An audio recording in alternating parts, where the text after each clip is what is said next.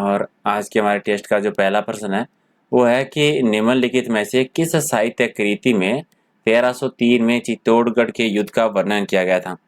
अलाउद्दीन खिलजी ने चित्तौड़गढ़ पर आक्रमण कब किया था, ये क्वेश्चन बहुत बार आता है। तो सबसे पहले तो ये याद रख लीजिए कि 1303 में, राइट। अब कौन सा ऐसा ग्रंथ है जिससे इस युद्ध के बारे में हमें इतिहास में जानकारी मिलती है? चलिए बता दीजिए पहले का राइट आंसर क्या हो जाएगा सर।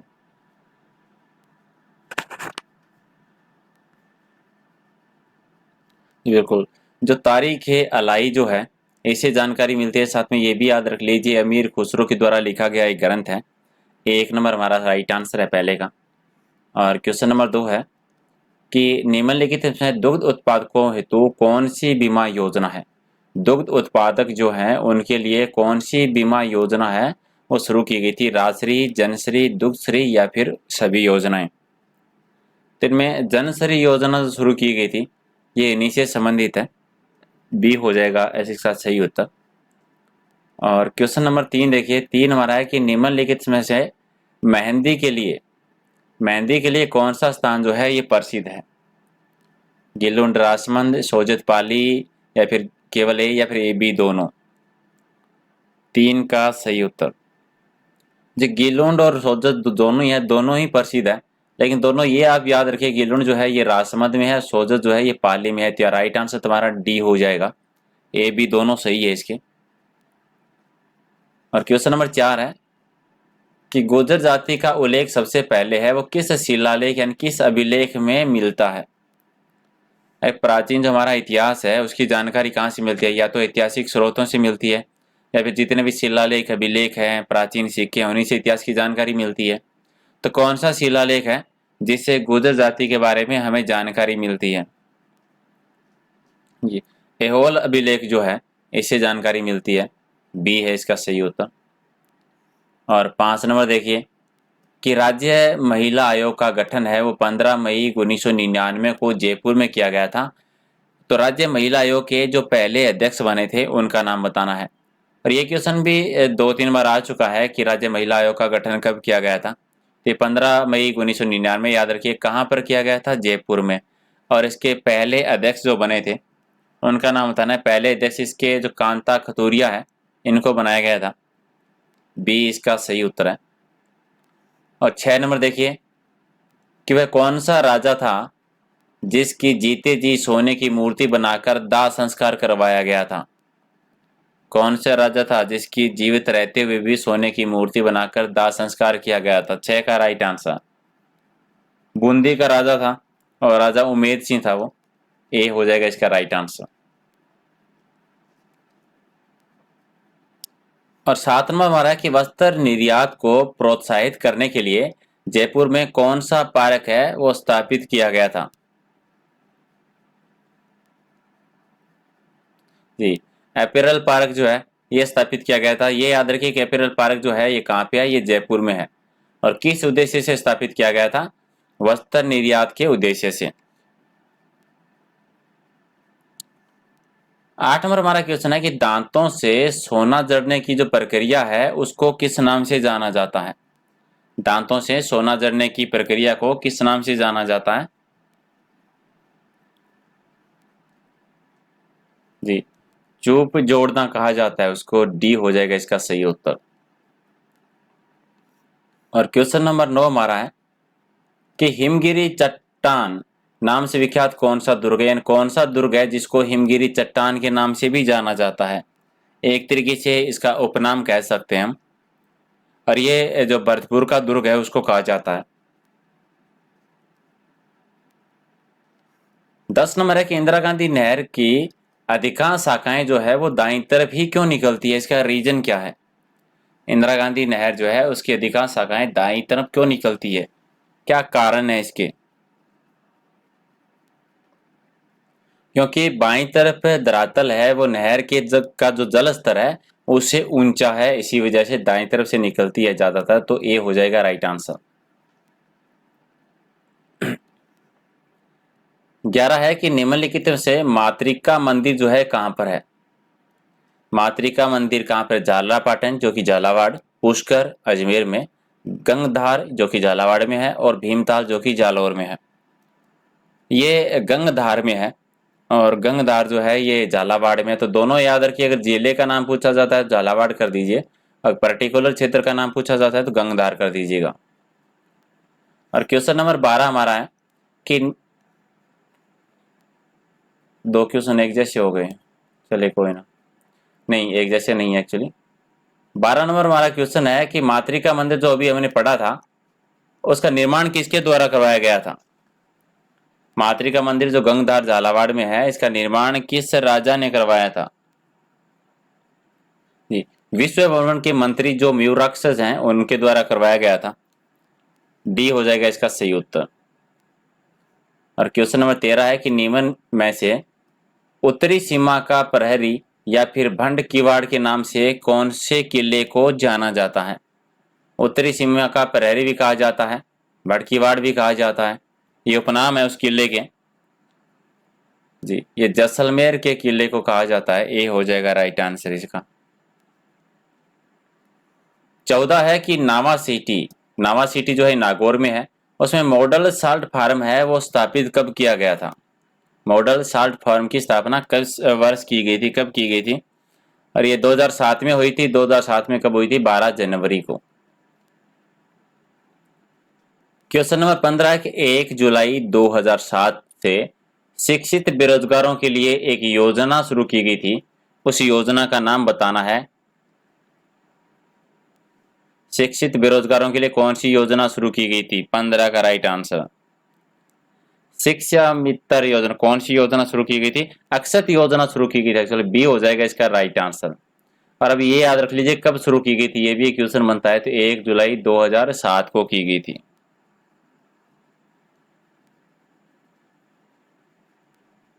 सोलह नंबर देखिए कि राजस्थान सहकारी शिक्षा एवं प्रबंधन संस्थान यानी RICM, इसकी स्थापना कहां पर की गई थी। इसकी स्थापना की गई थी जयपुर में। अब आपको बताना है कि इसकी स्थापना कब की गई थी। 1994 में हुई थी। 1994 में 1 अप्रैल को की गई थी। 1 अप्रैल 1994। डी है इसका सही उत्तर।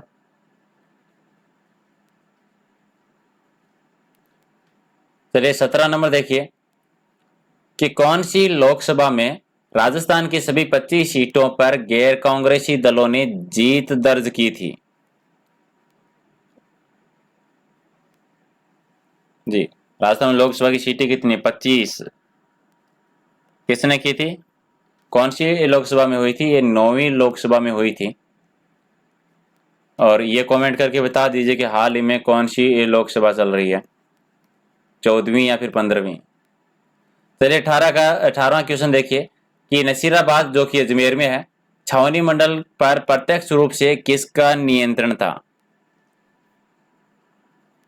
जी, ये राजस्थान सरकार का था प्रत्यक्ष रूप से बात करें। बी है इसका राइट आंसर। और 19 नंबर क्वेश्चन हमारा है कि राजस्थान में स्थानीय प्रशासन के लिए छावनी मंडल कहां पर बनाया गया था। स्थानीय स्वशासन के लिए इसके लिए नसीराबाद में बनाया गया था, और नसीराबाद जो है ये अजमेर में है। और 20 नंबर देखिए कि उदयपुर का नाम जो है मोहम्मदाबाद है वो किस युद्ध के बाद रखा गया था। मोहम्मदाबाद किसका नाम रखा गया था, उदयपुर का। तो कौन से युद्ध के बाद में इसका नाम बदल दिया गया था। ये हल्दी घाटी के युद्ध के बाद में बदला था। सी हो जाएगा इसका राइट आंसर। 21 हमारा कि बयाना यानी जो कि भरतपुर में है, विष्णुवर्धन के द्वारा निर्मित कौन सा स्तंभ है जो राजस्थान का पहला विजय स्तंभ कहलाता है। राजस्थान का पहला विजय स्तंभ जिसका निर्माण है विष्णुवर्धन के द्वारा करवाया गया था, बयाना भरतपुर में है। इसका नाम बताना है आपको। भीमलाट स्तंभ है उसका नाम। ए है इसका सही उत्तर। और 22 नंबर देखिए कि बालापुर जलोत्थान सिंचाई परियोजना है वो कौन से जिले से संबंधित है।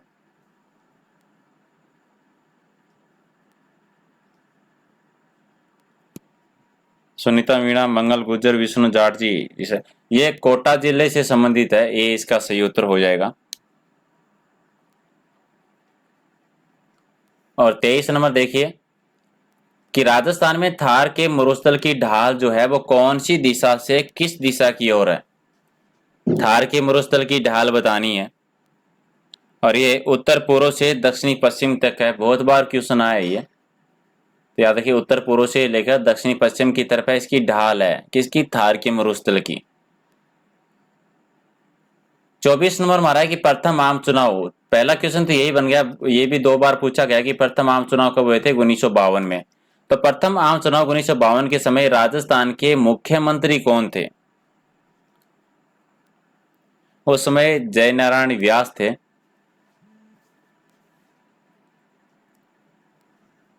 संगीत प्रकाश है वो किस रियासत के गुणीजन खान कहलाता है।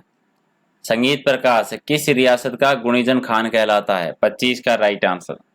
और ये जो है मेवाड़ रियासत का कहलाता है। 26 नंबर देखिए कि जयपुर के किस शासक ने मानसागर झील पर प्रसिद्ध जल महल का निर्माण करवाया गया था। मानसागर झील पर जल महल का निर्माण है वो किस राजा के द्वारा करवाया गया था।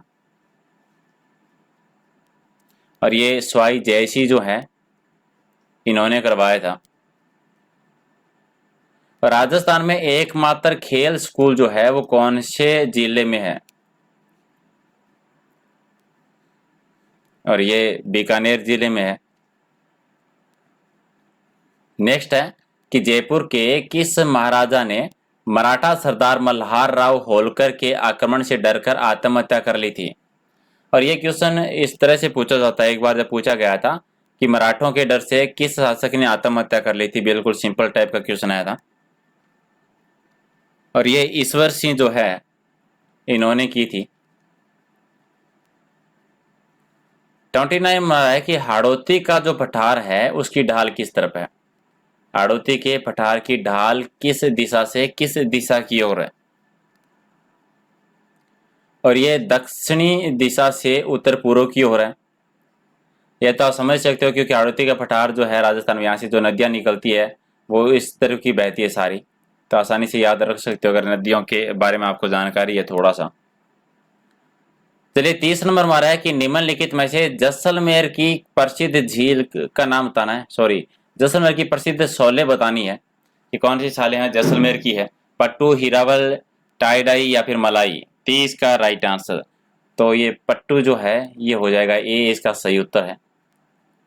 31 हमारा कि नागार्जुन है वो किस चौहान शासक के समकक्ष था। नागार्जुन था उस समय कौन चौहानों का शासक था। उस समय पृथ्वीराज चौहान जो तृतीय जो हैं ये थे उस समय। और 32 हमारा कि निम्नलिखित में से राजस्थान का कौन सा शहर सिंधु घाटी की स्टाइल में बसा हुआ है। कौन सा शहर जो है वो सिंधु घाटी सभ्यता जो थी उसके तरह ही बसाया गया है इसको। और ये जोधपुर शहर बसा हुआ है।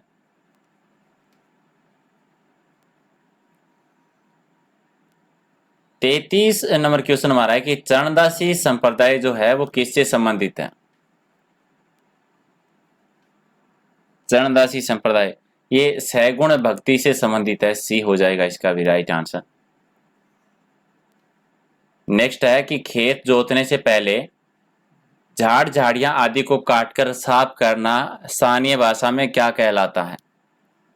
राजस्थान की शब्दावली का क्वेश्चन है ये।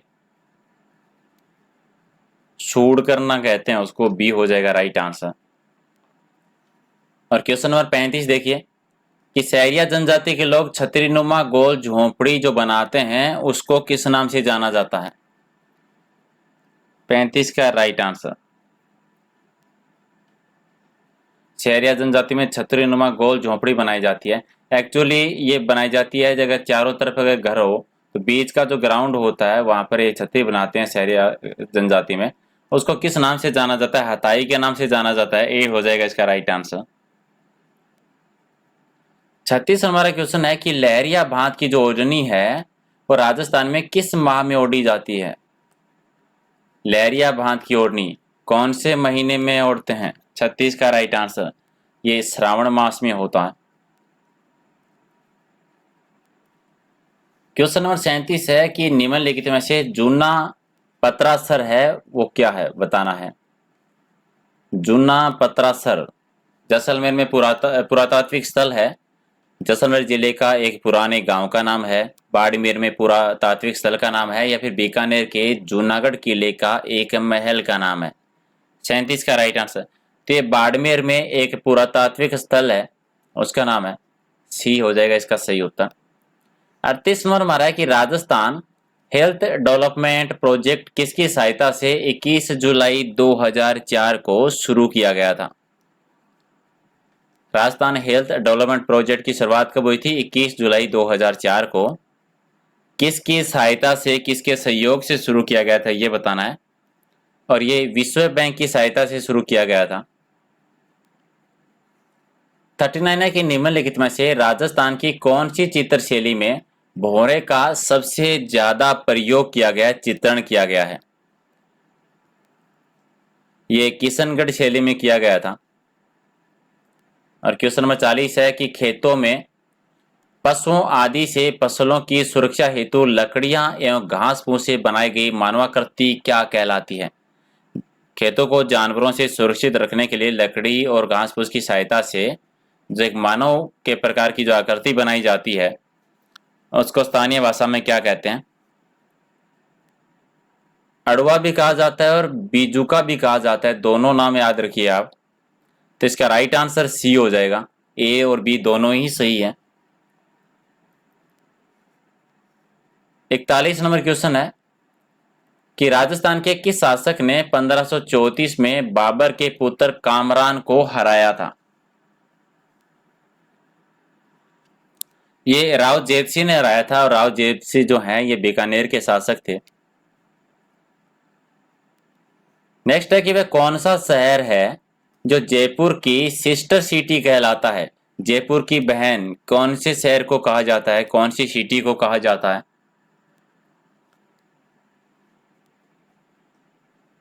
ये प्रोमोंट सिटी को कहा जाता है, और ये जो है ये अमेरिका में है। ए इसका सही उत्तर है। क्वेश्चन नंबर 43 है कि निम्नलिखित में से राजस्थान की सबसे पुरानी कार कौन सी है? सबसे पुरानी कार, और ये ऑस्टिन है 1923 की।